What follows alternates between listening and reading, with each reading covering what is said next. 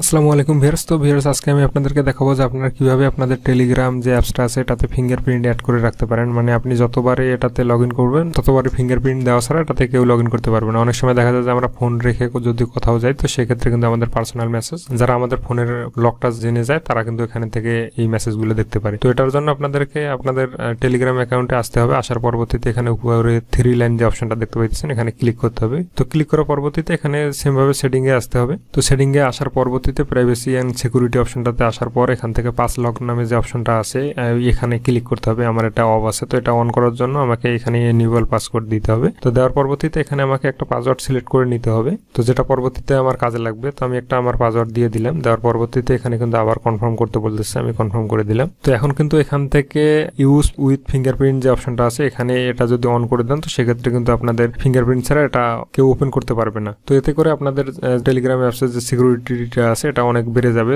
সবাই এটা অন করে দিবেন। আর এরকম ভিডিও পাওয়ার জন্য অবশ্যই আমাদের চ্যানেলের সাথে থাকবেন। ধন্যবাদ।